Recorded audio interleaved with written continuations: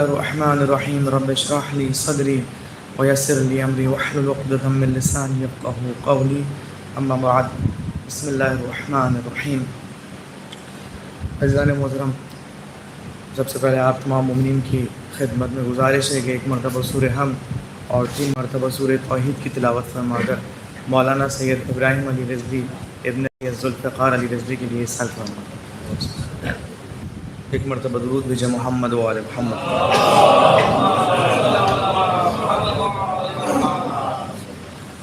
میں بہت زیادہ وقت آپ لوگوں کا نہیں دوں گا. مولانا باہر سے تشریف لائے ہوئے ہیں اور تو ایسا لگنا چاہیے کہ آپ لوگ سننے کے لیے بیٹھے ہوئے ہیں. اس سے بہتر درود بھیجے محمد و آل محمد.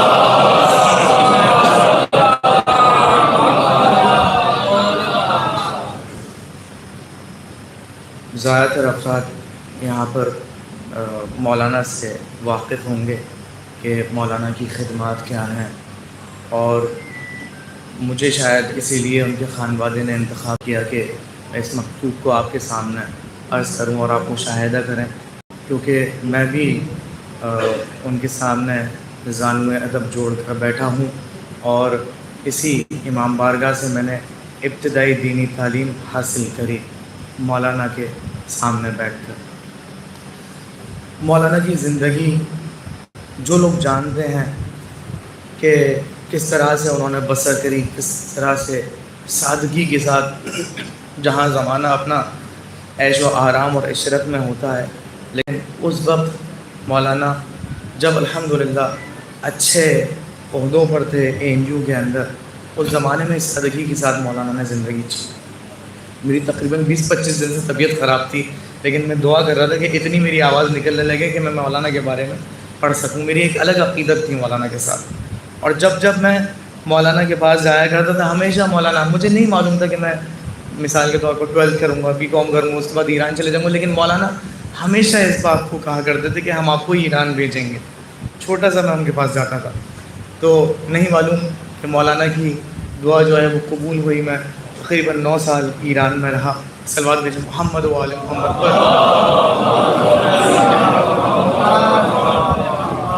بس چند منٹ کی آپ کو زحمت دوں گا کہ مولانا نے واقعاً اس طرح سے زندگی اپنی بسر کری کہ جس طرح سے ان کے مولا نے فرمایا کہ تم دنیا کے اندر اس طرح سے زندگی کو بسر کرو کہ اگر اس دنیا سے چلے جاؤ تو لوگ تمہارے اوپر آنسوؤں کو بہائیں، تمہیں یاد کریں.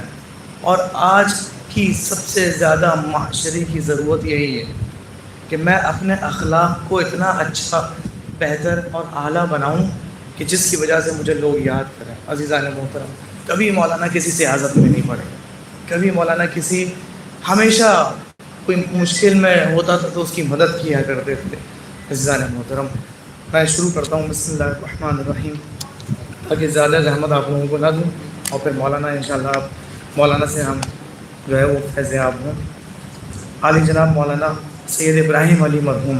مولانا سید ابراہیم علی رضوی کے جد سید جعفر نیشاپوری امام رضا علیہ السلام کے حرم کے خادمین میں سے تھے. ہندوستان میں مغل سلطنت کے بادشاہ ہمایوں کے زمانے میں یہ ایک ہندوستان تشریف لائے. واقعہ یہ تھا کہ سید جعفر نیشاپوری کے خواب میں امام رضا علیہ السلام تشریف لائے اور کہا کہ اے جعفر، ہندوستان کا سفر کیوں نہیں کرتے؟ بیدار ہوتے ہی سید جعفر نیشاپوری ہندوستان کے سفر کے لیے روانہ ہوئے.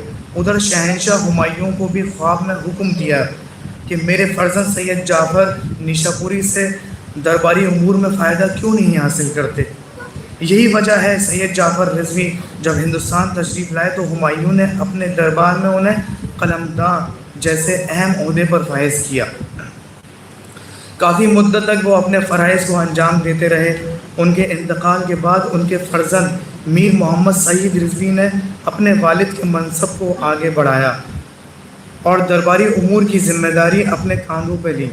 انہوں نے بھی کافی مدت تک خدمات کو انجام دیا. پھر ان کے فرزند نواب میر محمد کاظم دولت آبادی بھی اس دربار سے وابستہ ہوئے، لیکن انہوں نے جلد ہی مغلیہ سلطنت سے دوری اختیار کر لی. اور جب 1518 میں دکن میں، جو اس وقت کا بھاگیہ نگر کے نام سے مشہور تھا، قطب شاہی حکومت قائم ہوئی تو اس سلطنت کے چوتھے فرمانروا ابراہیم قلی قطب شاہ نے شادی کی۔ ان کی زوجہ نے مذہب اسلام سے متاثر ہو کر جب اسلام قبول کیا اپنا نام بدل کر حیدر محل رکھا۔ بعد میں ان کے بیٹے قلی قطب شاہ نے بھاگیہ نگر کا نام تبدیل کر کے اپنی ماں کے نام پر حیدرآباد رکھا۔ قلی قطب شاہ کے زمانے میں نواب محمد کاظم آگرہ سے منتقل ہو کر حیدرآباد کو ہجرت کی اور قطب شاہی دربار سے منسلک ہو گئے اور ایک اعلیٰ عہدے پر فائز ہوئے۔ قطب شاہی سلطنت میں رہ کر نواب میر محمد کاظم نے نہ صرف دربار کے فرائض انجام دیے بلکہ انہوں نے مسلمانوں خاص کر شیعہ مسلمانوں کے لیے نمایاں کارنامے انجام دیے۔ وہاں انہوں نے جاگیریں بنائیں، شیعوں کی قیادت کی۔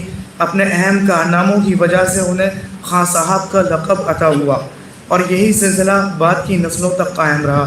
نواب میر محمد کاظم کے بعد ان کے فرزند سید غلام حیدر خاں رضوی دربار سے منسلک ہوئے تو ان کو ممتاز جنگ، احتشام الملک جیسے القابات سے نوازا گیا۔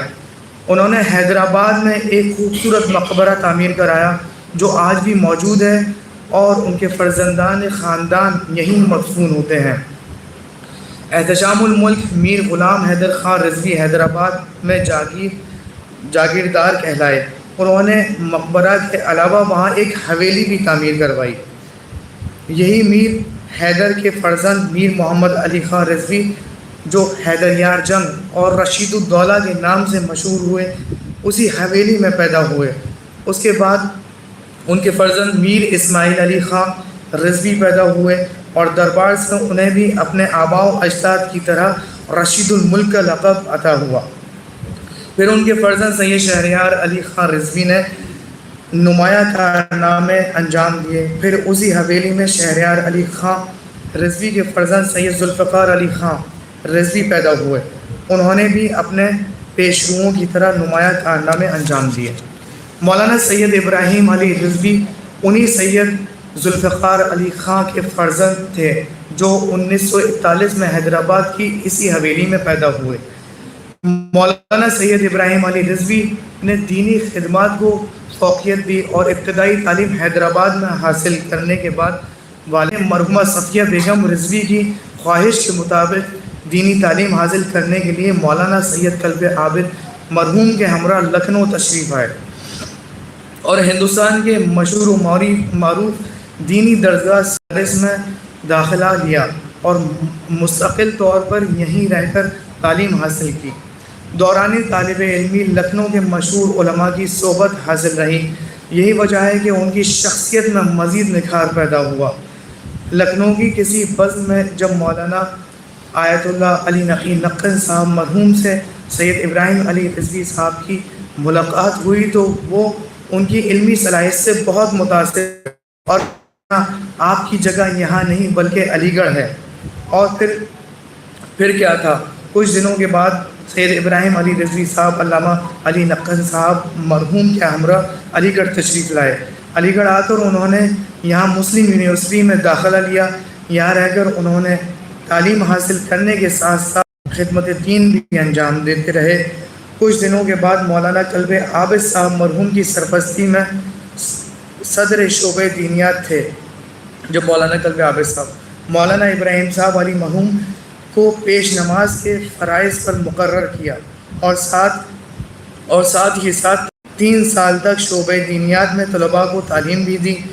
وہ جب تک حیات تھے اسی شعبے سے منسلک رہے اور پیش نمازی کے فرائض انجام دیتے رہے اور وقفے پر بیرون ملک بھی جیسے انگلینڈ، UAE، پاکستان جیسے ممالک میں بھی دینیات کا لیکچر، مجالس وغیرہ کے لیے تشریف لیتے جاتے تھے۔ آخر میں علالت کے سبب تقریباً 70 سال کی عمر میں مولانا انتقال فرما گئے۔ انا للہ و انا الیہ راجعون۔ انشاءاللہ خاندان کی تفصیلی معلومات کے لیے کتابی شکل میں جلد ہی منظر عام پر آئے گی اور مومنین کے سامنے پیش کی جائے گی۔ والسلام علیکم ورحمۃ اللہ وبرکاتہ۔